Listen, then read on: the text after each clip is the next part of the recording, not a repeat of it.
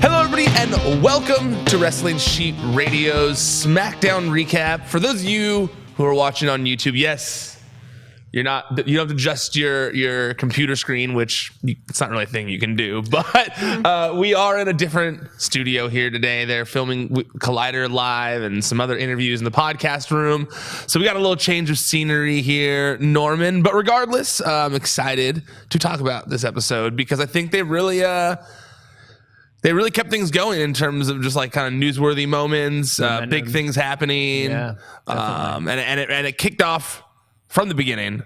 Kicked off with Shane and Stephanie, Daniel Bryan, Erick, Rowan in the ring. Said they were going to do something historic, and they run down Kofi's feats in WWE, all the things that he has done, which I liked. I thought that was a good little touch, doing a little throwback. And this was supposed to be a contract signing. Supposed to be a contract signing. Which we always know contract signings. They never end well. Yeah, you don't want to have a contract signing. Why do they decide to do only some contract signings they decide to do? Because they don't see every match doesn't have a contract signing. Because the show would be nothing but contract signings. You're thinking way too literally. Yeah. But yeah, I liked them kind of like, going over Kofi's history in WWE. I was already thinking when I was driving to work yesterday, I want to say, I was thinking, do you think it would be a good idea? Do you think it'd be a good idea? And do you think it's something they'll do? Do you think that he's not coming out of Fastlane anymore when he finally wrestles for the title, and we're going to get into that switch up. Yeah, we'll get into that. Do you think he'll come out to SOS when he finally gets like a singles WWE Championship match? That would be fun. That'd be cool, right? Yeah, I kind of miss that song. I don't know, man. I feel like the power of the New Day is too much. I feel like you got to have that. You got to have that opening. Don't you dare be sour thing, because that gets everyone all hyped up. Yeah, I think I feel like also I don't want to be. I've liked Kofi, always liked Kofi, but he didn't really kick into like this, like a second gear or like fifth gear or whatever until they slapped the New Day thing. Yeah, it's funny. The last time we were talking about Kofi Kingston last week, I believe. Yeah, you said something about this as well. You mentioned like before. Well, you said something like he'd be you said something negative about him, and I accidentally agreed with you because I was agreeing with the first part of your thing. Because I never had a thing against Kofi. I never thought he was like. I mean, maybe a little stale in terms of the way he was being booked, but I've always been a huge Kofi Kingston fan. Yeah, I mean, I've always enjoyed his work. I just didn't. There was a little while there where I was a little bit bored of him. Okay. Not what he was doing in the ring. It was mostly because of how he was being booked, and also I just wasn't really sure like what his. Obviously, not everyone has to have a gimmick all the time or a strong gimmick, but it was kind of like he was just there, and you didn't really know what his deal was. I'm a guy who can do cool moves. It's kind of like Finn Balor at a certain point where it's kind of like there and smiling, works really well, happy, good guy, but not like there's not a lot of like substance to it at this point. For sure. Although, but then Finn has the demon, which he hasn't used in a long time. Which he only uses when, he used it for Baron Corbin, but not for Brock Lesnar. Yeah. That's a whole different thing. It's a whole other can of worms. So, and just to cap off that thing, I'm thinking that because you're right, I agree with you on the entrance thing. I think they might. I'm hoping that maybe they'll do like a little mashup somehow. Maybe they could start it off where he comes out and he does the like boom, boom, but then the New Day music comes out and he comes out with the rest of his boys. You gotta wonder how I still think it's cool and I think they're still selling merch, but you gotta wonder how much life the New Day have. Like the New Day thing has left in it. Oh, so much. I think they've got so much. Yeah. I mean, if it's been going on, how long have they been together? A while. And and they're making so much money from their merch and stuff that I don't think it's like dying down anytime soon. That's true. Okay, so then Kofi comes out with New Day. They do their whole thing.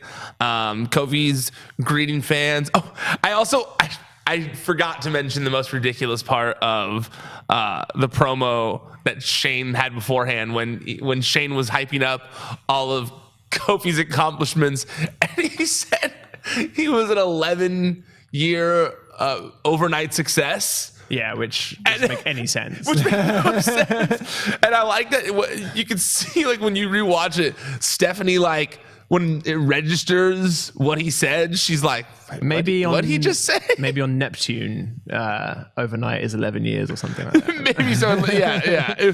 But yeah, that cracked me up when he said overnight, 11 years, overnight success. So then, okay, so Kofi comes out. They're happy. They're about to sign the contract. And Vince McMahon interrupts. And he talks about, he did the same spiel that he did. The exact same thing, yeah. For Becky, pretty much. Exact same thing for Becky, minus the suspension, basically, and said that, he thanked Kofi for the 11 years, but he said it was his duty to give fans the biggest box office and the most qualified contender for the championship. And that's when he said Kofi was being replaced by Kevin Owens. Yeah. Kevin Owens comes out. Kevin Owens looking ripped, pretty ripped. Pretty swole. Yeah, looking pretty swole. Got a new tattoo as well. New tattoo. Big tattoo. I like the new tattoo. I think I'm holding off. I'm reserving judgment for now. Why is that? I don't know. I think it's, at first I was a bit like, whoa. But then it did start to grow on me a little bit throughout the night. It's not that I definitely don't dislike it. It's not that his old tattoo, the one that's still there, the bull. Yeah. It's not that I think I'm pointing the wrong arm, but it's not that I disliked it, but by itself. Yeah, it definitely helps that there's more stuff on there. Yeah, it looks more badass that it has things around it and it isn't just like one lone tattoo. And this is coming from a guy who's just got just one lone tattoo.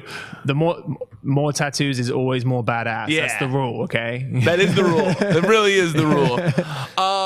So then, Owens comes out. Were you expecting Kevin Owens? Did you have... I wasn't. Me neither. I was thinking, I don't know who I thought it was going to be. There wasn't enough time for me to run through options in my head before Kevin Owens came out. I was super stoked when it was Kevin Owens. Here's the thing. So here's what I'm hoping is the case. So I should finish in the recap. If those of you maybe didn't see it, he comes to the ring. New Day are pissed. They're selling it really well. Great. 11 years, what you do to this guy. Xavier and Big E were hilarious. Big time. Getting serious about it and being pissed. They go back. Owens and Daniel have a little bit of a stare down, right? Okay, so, which we never see them sign the contract even, I don't think, right? I don't recall, actually. I mean, here's the thing. Kofi was sitting in that chair. Well, Kofi was about to sign it. He had the pen in his hand. What if he'd signed it before Vince McMahon came out? Legally binding contract. Yeah, exactly. That's it. So definitely a plot hole. I'm not like a contract expert or anything, but I'm pretty sure that's that done. So okay, you mentioned the Owens thing. Yeah. The rumor was that Owens might be Daniel Bryan's WrestleMania opponent, and that's what all these everyday man vignettes were about, to kind of be like, oh no, Owens goes to the movies, he bowls, he eats pizza, he's not Mr. Vegan Boy like Daniel Bryan. Yeah, he's the consumer. So my hope is that they saw how much money there is in Kofi Kingston versus Daniel Bryan at WrestleMania and realized, well, we were gonna go with Owens then at WrestleMania. Let's just do Owens at Fastlane and extend this Kofi Kingston thing to WrestleMania so we can have the big feel good moment of Kofi Kingston winning the WWE Championship at WrestleMania. Yeah. That was immediately my thought too. That was right. When he came out, I was like, people are going to be pissed, but I'm pretty sure this is because if this means that Kofi is going to get that title shot at Mania instead, I don't know if it's going to be one-on-one or triple threat or whatever, then I'm all for that, Yeah. And then and I don't know if I don't know if he's going to win or not, but let's say the plan is for him to go over at Mania and win the title. Then you've got another month of Bryan being champion as well. Yep. So it's not I feel like if he was to lose at Fastlane, that's a little bit too early. I agree. Yeah. Yes, absolutely. And why would you do that before WrestleMania? Yeah, exactly. Yeah, And that's why I thought. And you could easily give Kofi a short run just to test the waters, see what you think about it. And I think that there's a nice batch of opponents for him to go against now. There's AJ Styles after the WrestleMania. There's Kevin Owens. Yeah, then we've got Shake Up though as well, haven't we? We do. Yeah. Which is gonna be, I've been thinking about that, and with all these NXT call-ups that they're focusing so heavily on, and the ones that happened right before it, are we gonna get another batch of call-ups after after WrestleMania? That seems like that'd be a lot of call-ups, right? A lot of people. That would be a saturated roster for sure. I'm more so wondering if the reason... I don't know who's ready to come. Well, that doesn't. Not that who's ready ever means. There's people that are ready. There's so many people in that performance center. There's like a million of them. But I wonder if that's why they're not saying which brands any of the people are on yet, because they want to make that what the Superstar Shakeup is all about. Like, because they can focus heavily on those guys and now firmly cementing where those guys are going to be. Yeah, that would make sense, I suppose. They could finally figure out what they're going to do with these new people that are, all over the place. Yes, exactly. But just maybe they just pulled the trigger on them too early, brought them up too early. But who knows? Do you think that a triple threat is as exciting sounding as a one-on-one, as the one-on-one, like Kofi versus Daniel Bryan? Because we're already getting a triple threat main event. Yeah, I mean, it would be. I feel like sometimes they like symmetry like that. Do you know what I mean? I feel like they would like to have two triple threat, the two main titles, the main female title and the main male title, be like both triple threat matches. And as I mentioned, maybe I just talked to you. Oh no, it might have been on the podcast a couple of weeks ago. WrestleMania has kind of a good record with triple threat title. We were talking about that last week. Matches. So I think I'd be happy either way, personally. I know one-on-one is always normally a better story. But a Daniel Bryan, Kofi Kingston, Kevin Owens triple threat match does sound good to me. It does sound like a good match. It does sound fun. Okay, so then next we had Kevin Owens backstage, asked for the tag match. I was not expecting that either. When he came back, I thought, he's just going to be talking for the next couple of weeks. I wasn't expecting him to be fit. Wrestle right away. Yeah. He looks ready to go though. He looks ready. He look ready to go. He's buff. Sure. He's and we'll ready. get to the match later. But he was looking good. So then we've got Cesaro and Sheamus in the ring, and the Hardy Boys make a surprise reunion entrance. Matt comes back. I was what's the word I'm looking for? I was happy. I was happy and bummed at the same time. One, I was happy that Matt came back, and that we were counting. I think Matt will flourish more on SmackDown than he was on Raw. Based on a post-match promo, though, it does seem like the Woken stuff is being dropped, and he's back to just kind of being Matt Hardy. But I was bummed because they announced before the show that it was going to be Cesaro versus Johnny Gargano. That's and then they just dropped it with no. They announced that. I feel like they announced that a few days ago. Right? They did. Yeah. And then I think 2 hours or an hour before the show, they tweeted it. No. They tweeted out. They tweeted that it was still happening. It was on SmackDown tonight, and I was like, oh yeah. And then I don't even think they deleted that tweet. And then when the show happened, I was like, what? I thought we were getting Cesaro versus Johnny Gargano. But I'm a Hardy Boyz mark, so obviously I loved it still. I feel like Matt looked good. Matt looked refreshed, re-energized. Where were they last night? Were they in North Carolina? North Carolina. Okay, so that I didn't put it together last night either. I know I didn't put it together last night either, but that makes sense now. I didn't either. Yeah. Because otherwise it would have been not weird, but a little bit Matt's back. I guess doing it in North Carolina. I'm assuming Matt is back. Yeah. Yeah. I mean, I'm assuming he signed because it was 5 days ago that he only had 6 days left on his contract. Yeah. So I'm assuming they were kind enough. I'm assuming they agreed. They all agreed on the contract option. It's been rolled over now, and they'll be back. Maybe they'll be there for the foreseeable future. Maybe he was just trolling that on.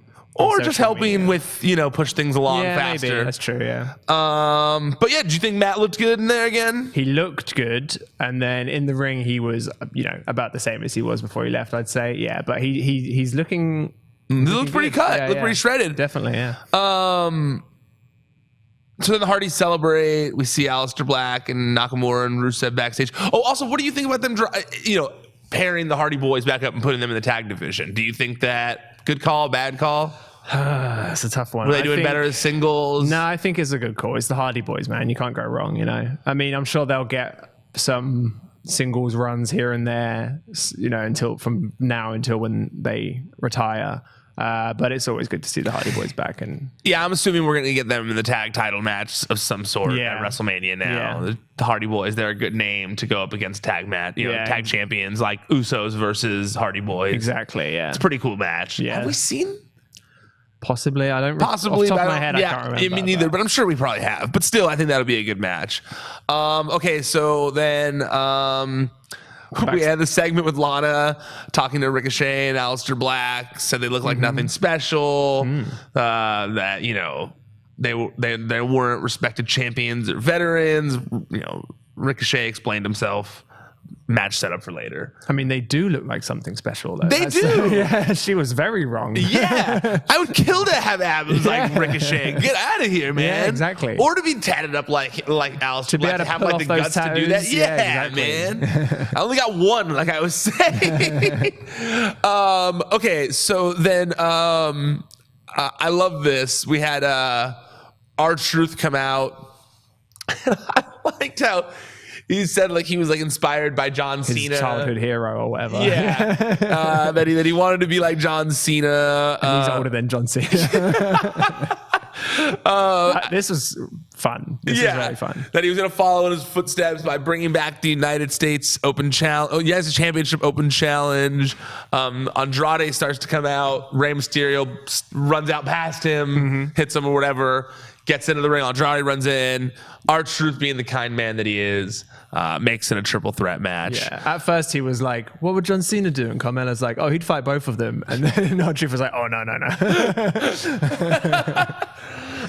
But then he changed his mind and he made it a triple threat match. Yeah. So it makes it a triple threat match. What'd you think about the match? I thought it was really fun. Yeah, it was a good match. Yeah. It's crazy, man. Like, R-Truth is good. R-Truth is good. Like, you can't deny it anymore. 47 years old. Yeah. Like, he used to not. I used to think I was like so over him, but somehow he's just. How old is Ray as well? He got to be in his mid-40s. He's older. Yeah. Yeah. It's. So there's two 40-something-year-olds in this match, and it was great and brilliant and fast and fun. And I think it helped everyone involved. I'd been wondering, like, hey, what are we doing with what happened with Andrade and Rey? Like they'd kind of just dropped it. Yeah, they dropped it like those Mojo Rawley Mirror promos. They just dropped it, and we're like, hey, we were in the middle of something. What happened to that? And now they've kind of picked it back up again, but they've added a title in the mix. I'm hoping the title in the mix will be the United States Championship, and that. I'm hoping that Andrade wins it and defends it against Rey at WrestleMania successful,y. Yeah, and that's when they form some sort of bond. It was cool to give Truth at least one successful defense. Yeah. When I reminded my girlfriend while we were watching that Truth hasn't been on the show since winning the United States Championship, she was like, "Wait, really?" And I was like, "Yeah, man." I really was hoping that he was going to make some sort of excuse that he was gone for Black History Month to like observe the history of Black history or something. Yeah. He did do that fun thing in the I don't know if it was a Target or Walmart, whatever it was. He was like looking for his own action figure, which was hilarious. That video was great. Okay, so then it ended with Andrade being rolled up, or sorry, Andrade took the 619, but Truth rolled up Mysterio and got the win. We also had that crazy spot where Andrade is on Truth's shoulders, and then Rey does like a leapfrog Hurricanrana, which looked amazing. Yes. Yeah, that was great. It's crazy. The innovation of Rey Mysterio at his age is just so impressive. Yeah. Very, very impressive. But yeah, I love that. More of that, please. More of that, please, indeed. More. Okay, so then we had... Charlotte, she comes out. And I love this. I thought it was great. She comes out and she says, she asks if everyone saw when Vince McMahon made the Fastlane main event even better, similar to, because of her storyline with Becky Lynch. Oh, yeah. And she said that it was almost as important as when he anointed her to save the WrestleMania main event against Ronda Rousey. And she did her whole thing, she calls it the gold standard, all that kind of stuff. Then she calls out Ronda and basically says that she's not afraid to expose Becky as a fraud. Ronda's afraid of getting another beating like she got at Survivor Series. Then she said that she talks about Ronda laying down the championship, and she said that's why next Monday she's going to be on Raw. She's going to show up so Mr. McMahon can crown her the new Raw Women's Championship. I like this. I liked all of this. What did you think about it? Yeah, it's cool to see. I don't know. I feel like it's, maybe I'm wrong. Maybe I missed one, but I feel like it's been a while since we've seen a full-on heel Charlotte promo. and I liked it. It hasn't really been, and it's been the past few months. She's been going pretty hard on it, but this was very much like classic, just her heel maneuvers, being a total asshole. It was good. It's like she made me hate her, but in a good way, you know. Almost like Ric Flair. Exactly. Where you couldn't dislike Ric Flair because he was so good. Yeah. I'm starting to feel that way with Charlotte lately, where she really is just killing it. Like, for sure. She is so much better as a heel. Definitely. There's no comparison now. Definitely. Just leaning into like all the things that people dislike about her is so smart. Yeah. You know, that she's full of herself, that she's like, you know, part of the golden circle of talent, you know, that everyone loves her, you know, everyone, the higher ups love her, you know, and so they're really leaning into that well, I think. And even like changing her look a little to look a little more badass has helped, you know. Definitely. I think that I've really enjoyed the like full heel transformation. Yeah, me too. And I don't. Yeah, whenever they turn her face, I'm not into it. No, her work is still great, but I'm just not into the. Except for when she does a moonsault. Yeah, I want to. Yeah, I want to see her cheat to win. Me too. Yeah. Wait, at Mania, you want to see her cheat to win? Yeah, all the time. I want to see her cheat to win. At Mania. I don't know. We'll see. I'm not sure. Obviously, it's hard to not want Becky to win that. I know. But some sort of screwy finish might be interesting. I do fear that'll happen. Some kind of screwy finish where Charlotte goes over, but they should make Becky should win. Yeah, Becky should win. Becky should win. For it to be a good story, Becky should win. But what do you think they're going to do on Monday with Charlotte taking the championship, you know, going there to take the championship? Obviously, there's going to be something with Becky. I'm thinking it's going to be reminiscent of the beer truck. Of like the title, because it wasn't when the beer truck wasn't at some sort of like title ceremony where they were giving someone. It was The Rock, Shane, and Vince, and I'm not sure they were like I don't know exactly what they were doing, but it was something to do with how great The Rock is, you know. But weren't they giving him a title or something like that? I'm trying to pull it up. Oh, there we go. I'm pulling it up. No, maybe I'm wrong. You're right though. What's Becky gonna? It's a Guinness truck. Which one am I thinking of? There is another one when he comes out. The Kurt Angle milk. No, maybe that's when Austin was a heel, and they were. It was like the Austin appreciation ceremony or something. Yeah, and then Kurt Angle came out and sprayed him with milk. I'll figure out when it was. What I'm trying to remember. But anyways, yes, Becky's gonna come out and spray everyone with Guinness. A full Guinness truck from Becky Lynch. Quinoa. She's just gonna dump quinoa on all of them. Quinoa. That's what I see them doing. I see them having some sort of like championship ceremony where they're giving the title to Charlotte because no one else is going to do it. Ronda comes out and is like, bitch, you didn't earn that, blah, blah, blah, blah, blah. And then like Becky swoops in like Sting from the rafters or something and like drops in and just kicks the shit out of everyone or something like that. Don't drop in from the rafters. Yeah, don't do that. But I can see it. It would be cool. I don't know what I don't know what they're going to do. I can't see. I mean, I don't know. I can't see them actually not keeping the title on Ronda, but I don't know. Plans change all the time. The plan. There's no way the title isn't on Ronda when they go in. Okay, right? I would have thought not. Like I would have assumed that was the case, and this is probably all just like teasing, but we'll see. Yeah, you never know, man. You never know. Maybe they want to get it off Ronda because I don't know. I don't know. Who knows? We'll see. Just my gut says somehow it's still gonna be on. It's not gonna. Oh no. I feel like by the end of Raw, I'm just completely speculating. Oh, totally. Yeah. But I feel like by the end of Raw, Ronda Rousey will be champion again somehow. Yeah. I don't know how. Maybe they have a match. Maybe Charlotte might have a match on Raw. Yeah. I do know that I want to get the shirt of Becky Lynch's mugshot once it's available. Yeah. That was cool. I liked that mugshot is cool. And mugshots in wrestling, they're always fun. It's like a trope now in wrestling for mugshots. But have you ever, a real mugshot looks like it was taken on the digital camera that your dad bought in 2003. They never have that many pixels in them like they do in WWE. Like that picture was way too high quality to be a convincing mugshot. That's so true. It really is so true. Like it's like a shitty digital camera still connected to a computer on a wall, like over there. Yeah.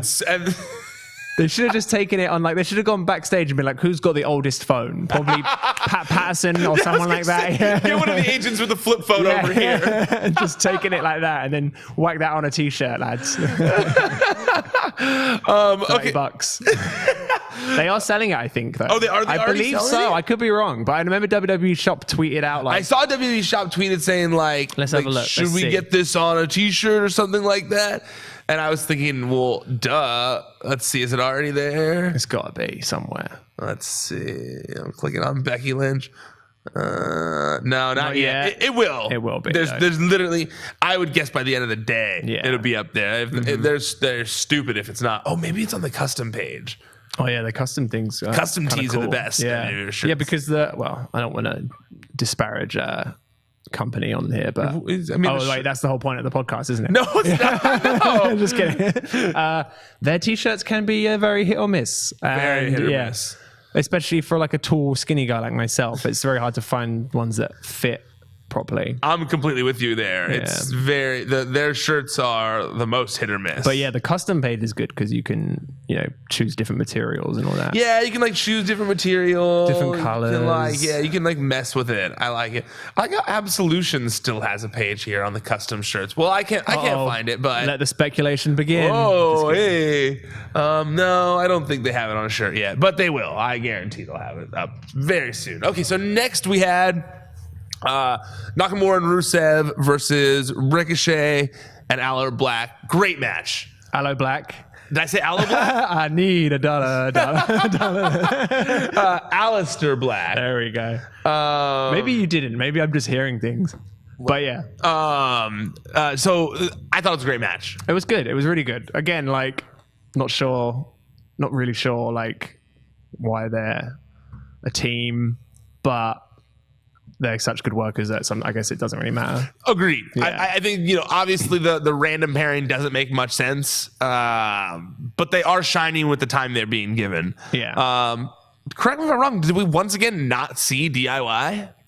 I don't remember them being on the show. Right? But maybe they've decided to pull back on that a little bit with everything that's going on in NXT. And I agreed because we both probably read the spoilers already of like the tapings, but even so, You brought these guys up. I just want to point out the weird, the gaping logic hole here of like you brought up your two champions from NXT on the show for 1 week. Yeah, you had them beat everybody. You made it seem like they were, or not everybody. You had them beat two prominent tag teams,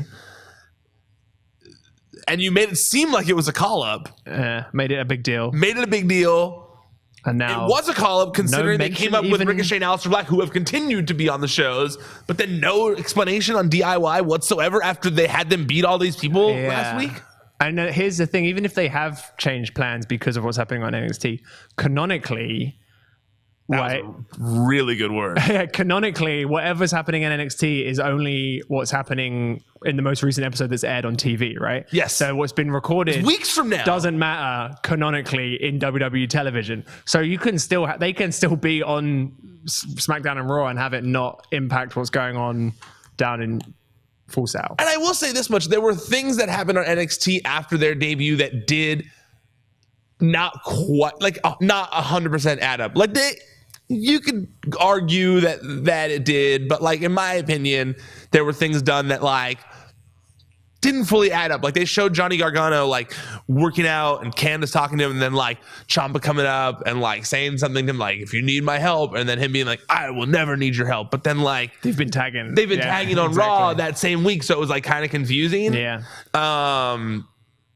And then, like you said, I saw the things in the spoilers or whatever, but tiny spoiler alert, DIY is in the Dusty Classic, so they are going to be teaming on TV. Yeah, exactly. So I get because of how things went at the end of it or whatever, but like, I don't know, I just thought it was a little confusing. I thought it was a little weird to just like suddenly knows they're gone, the NXT champions who just came up. It does feel like maybe, I mean, this was a packed show, I guess, and like it seemed like there wasn't room for a lot of stuff on this SmackDown. And again, they've only got, I don't want to say they've only got 2 hours because 2 hours is a lot. Yeah, but like, especially considering how many recap things we get on. Yeah, exactly. Yeah, I don't know. Yeah, it was weird. I will say though, like this match, I thought was Really good match. I think when I don't think it was when I was talking with you about it. I think I was talking with Roka about it before he left, but I was saying that like a win over Elias wasn't really like what I thought Alistair Black needed on day one to kind of like make a mark. I do think wins over Nakamura and Rusev are hold a little more weight. Yeah, I think definitely. That Rusev's a much more veteran at this point. Yeah. I think that Nakamura obviously has legendary status in like Japan and stuff, and then he's held titles in WWE, NXT, and just regardless, I think he's held in a higher regard than Elias in terms of like if you get a win over them, what that does for someone. Also, while watching this, I was just thinking, man, I really want to see Alistair Black versus Nakamura in a solo match, a singles match. Just them kicking the shit out of each other. So much kicking and weird eyeballing each other. That would be great. Yeah, I definitely want to see that. But then also, I also want to see Ricochet Rusev. Me too. I feel like he was a really good base for that kind of stuff. Like he was really like good at like. They had good chemistry together in the ring. Absolutely. Rusev is great and has been great for a very long time. Yes, absolutely. And I really like the chemistry of all the guys. I think that they did some. There was. I liked.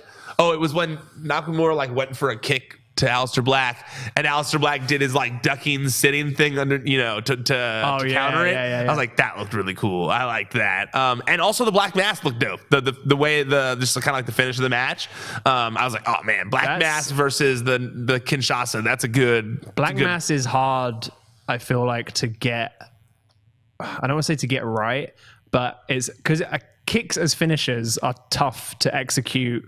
Believably in a way where it's going to end the match, because you have to make contact and make it look like it's. I mean, it obviously does hurt them, but enough to knock them out. Yeah, exactly. But like sometimes there'll be a kick finisher that you can see didn't hit, and they have to kind of sell it and act like it, like pretend that it did, stuff like that.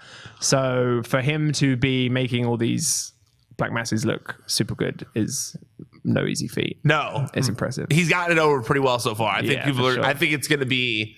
I feel like Alistair Black is being set up for success. However, I feel like they need to have him talk less. I don't need like cool talking Alistair Black. Like when he was talking to Lana. Yeah, I like Alistair Black being the silent, plotting. I like that too. Yeah, we don't need to hear him making little wise puns. And it's not because he's foreign. No, right? He's actually a really good talker considering he's foreign. No, nothing to do with the foreign nature. It's more of his dark nature of his character. Like, I don't need like wisecracking Alistair Black. Like, sure. Look how badass he looks. Like, I don't need a badass like that to be wisecracking. Like, I just same. We don't need or witty or anything like that. Yeah, like we don't need Undertaker to be witty. Comedy Bray Wyatt. Totally. That tweet from Bray Wyatt's cage side seats was funny yesterday. That was funny. Yeah, he was mad, man. Yeah, he was mad. He called them out. But also, he was maybe he was mad, but he was also being nice about it. I was gonna say that too. Yeah. He was mad, but I would say out of all the people who have had get mad at me and reporting, none of them were like, but let's get a beer afterwards. Yeah, at least he was throwing that out.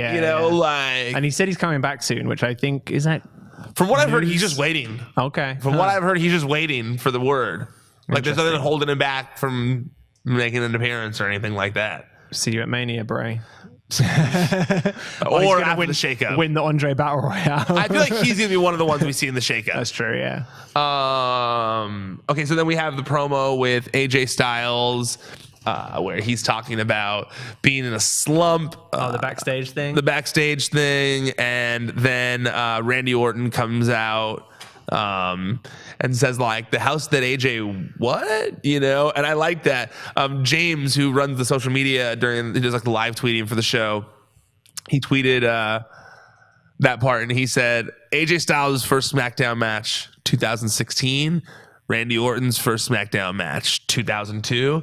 So I like if that's the angle they're going of. He's like, I didn't like this guy saying this is the house that he built. Like, I built this long time before he was here. Yeah. You don't like it? You have a little face.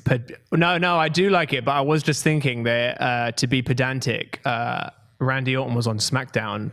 SmackDown Live is the house that AJ Styles built. All right, well, I like that. He's pushing up his glasses as he says it well. Scratching my neck beard. So then we had Lacey Evans do her thing. I hate it. I hate to say it. It's kind of starting to grow on me a little bit. Oh, the Lacey Evans thing? It's growing on you? Is that bad? You know what? If repetition, it works, man. I know if they keep ramming it down your throat, then eventually you're gonna like it. I think. I'm up to that. I've stopped disliking it. It's like Rickrolling. It's gonna go in circles, man. Sometimes you're gonna love it, sometimes not. I like that she's really good with her facial expressions. I will say that. So at least the fact that she comes out real happy always. Yeah, I think and then she's suddenly, doing, like in her walk, she realizes she's not happy and turns around and leaves. She's doing the best she can with this. She is. I think if this would make more sense if we hadn't seen her work in the Rumble, yes, in the Women's Royal Rumble. But yeah, I'm not like super angry about it or against it or anything. It's fine. It's fine. I'm not angry about it either anymore. Like, I'm not frustrated about it.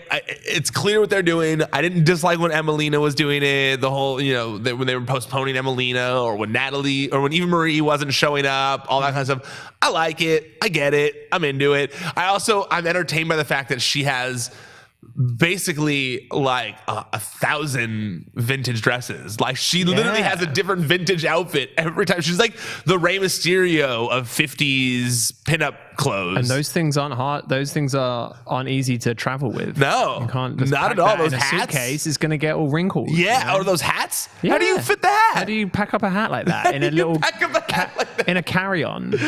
Yeah, no, it's a serious question. That I feel kind of bad for the Lacey Evanses and the NXT call-ups that haven't been assigned to a roster yet, because I feel like they are traveling a lot. But they have to be. Maybe so many hats stuffed in her carry-on. She's traveling with a lot of hats. She must have so many hats. She's probably got those the things you see in the old movies, the big hat boxes. Oh my God, she totally probably has a hat box. She's got hat boxes, yeah. I didn't even think about that. That's how. Yeah. We were sitting here questioning how she's doing it. That's her carry-on. It's her hat box. Yeah. Lacey Evans does not check the hat box. She doesn't trust those TSA agents with her hats. No. Why would you? Exactly. You got a hat collection like that. Don't trust the TSA with anything. Let alone very expensive hats. Agreed. Okay, so then we had Kofi Kingston and Kevin Owens versus Erick Rowan and Daniel Bryan. Rowan in his new kind of just like regular man Dean Ambrose gear. Yeah. I dig it. I dig it too. I thought it was weird because he's been there for a long time now, and we've never...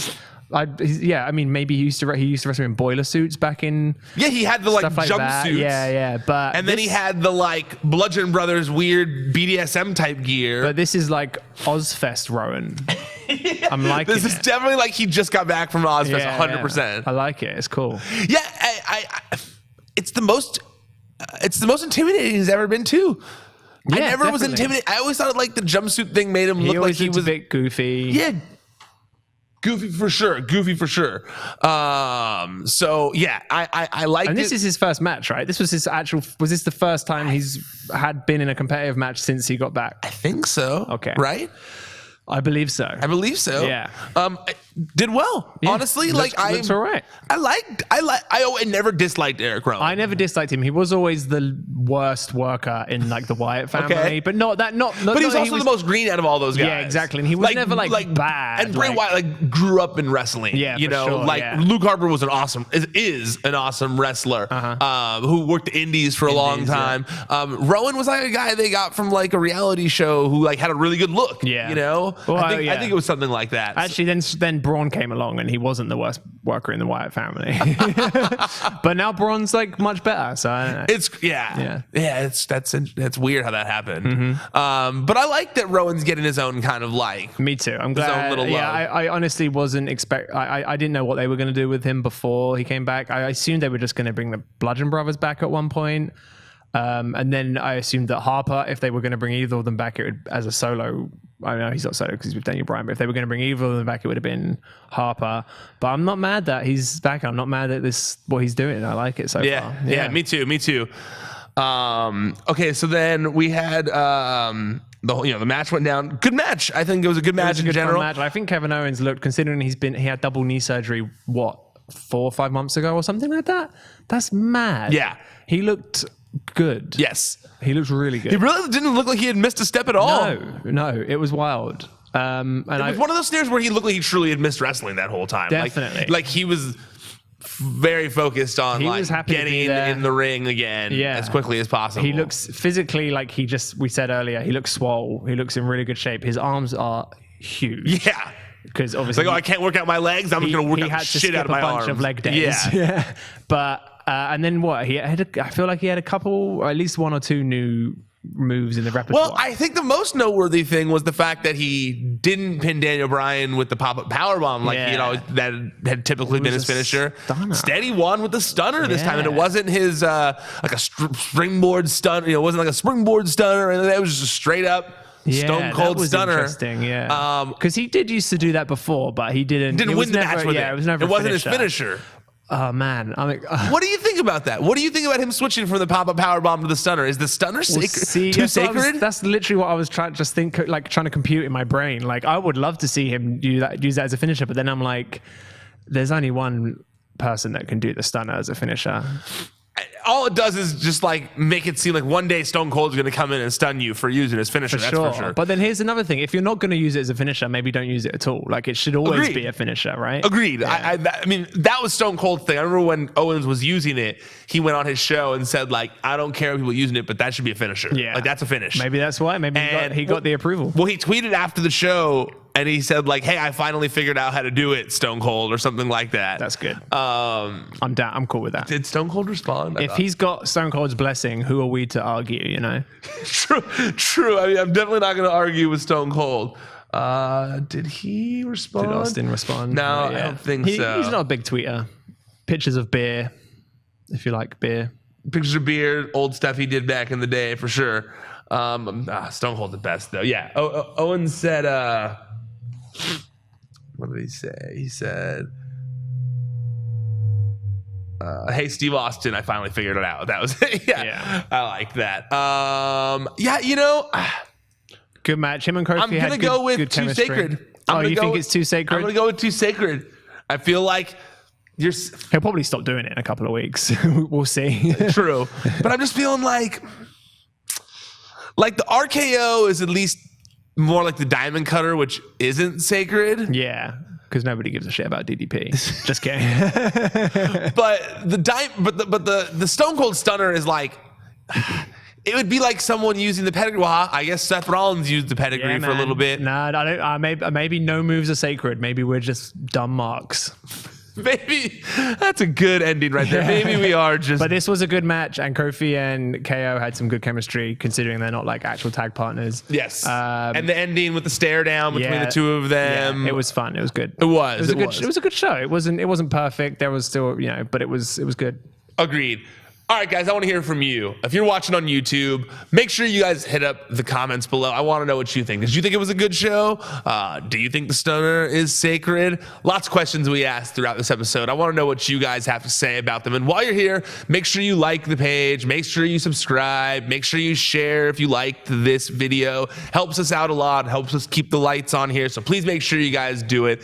Also, if you are listening to the show, make sure you guys go check out the YouTube channel. There's other content on there. YouTube.com/C/Wrestling Sheet. If you're watching via YouTube, go check out the podcast feed as well, so you can listen to these shows while you're driving. So go make sure you guys check those out on Podcast One. Search for Wrestling Sheet Radio. It's also on iTunes. It's also on Spotify, every other major platform as well. And make sure you check out the site weekly, ProWrestlingSheet.com, @WrestlingSheet on all social media. And I just want to say real quick, Roku's going to be back soon, so you don't have to put up with me much longer. Hey, I've liked having you on here. You don't need to put yourself down. You've been very helpful to me. I like your witty British humor. Oh, thank you. I appreciate that. All right, that's it. We're done. Officially tapping out for now. Until next time, stay out of the dirt and keep your eye on the sheet. ProWrestlingSheet.com